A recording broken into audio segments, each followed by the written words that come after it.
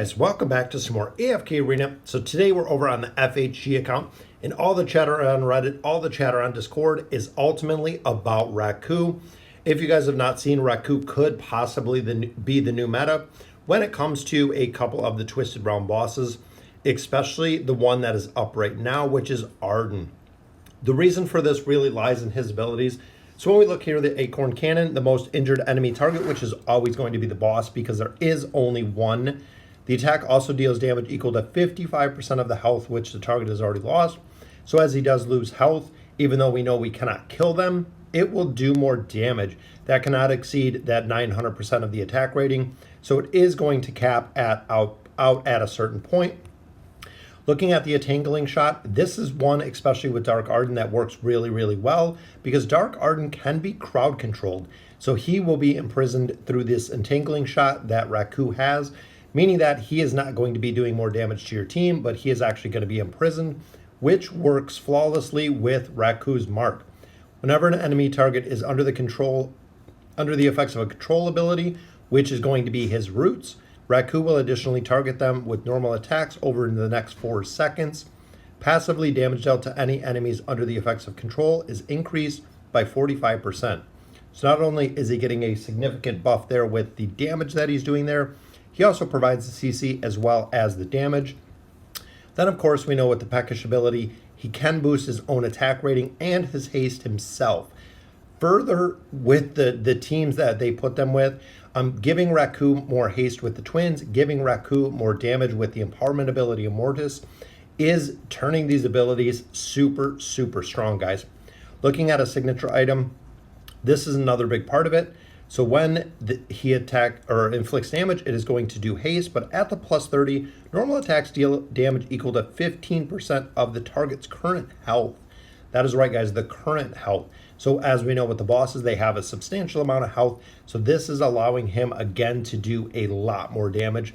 Then, of course, when we look at his furniture, normal attacks that strike enemies under control effects reduce the cooldown time of Peckish, which is his attack boost and his haste boost. So he is going to have that as he continues to crowd control these enemies with the normal attacks. Again, really super cycling through the damage that he's going to be doing.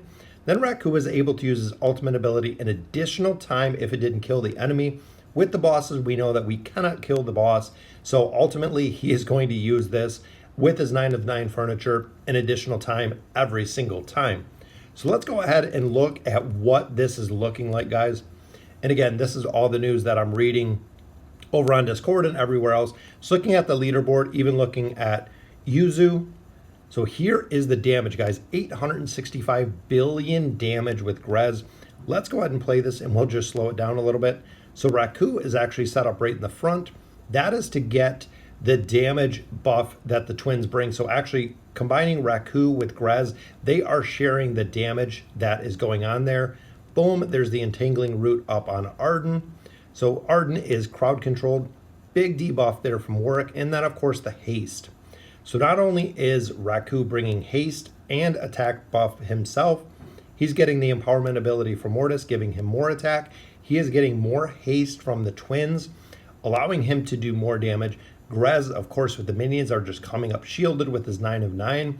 It is a perfect combination. So ultimately, we've seen it in the lower tiers. Saurus is still being used for Dark Arden or a couple other bosses. It seems like Raku might be replacing a lot of it. The big thing that we're going to have to test is if Raku cannot crowd control the hero or the boss.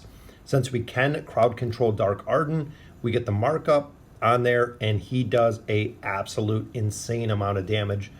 A lot of players came in here to the Twisted Realm running their normal comps. They were coming in very, very low when it came to the score because of Raku. If you don't have Raku built, he is going to be far down the line, or you're going to be much, much farther down the line when it comes to the Fabled Realm. Ultimately, because he is putting out so much damage. As you've seen, billions and billions and billions of damage that he's putting up in here, which is awesome. So essentially, this is the exact same build that we did run with Saurus. I'm dropping out Saurus, dropping in Raku. I'm thinking, though, with a lot of bosses, again, because we cannot crowd control a lot of the bosses, Raku might not be used for that many more, but this one specifically, he is going to be. In addition, guys, Raku is used in a lot of the campaign stages, even when it comes to late game, even when it comes to end game, because of the skill set he has. He has proven to be very, very strong when it comes to overall. And if you look, guys, that is it. Every top team is just running Raku right now, because that is exactly the go-to meta when it comes to the damage that he's putting out here. And in the Fable realm, we do get bonuses. Valiant Guild member is sharing in a huge fortune chest. As you can see, guys, FHG 2703. I do not have Raku on this account. So my battle history, actually, best attempt right here was still with Saurus. This is the meta that everyone actually used up until Raku. And a lot of players that don't have Raku built, this is still going to be the meta, guys.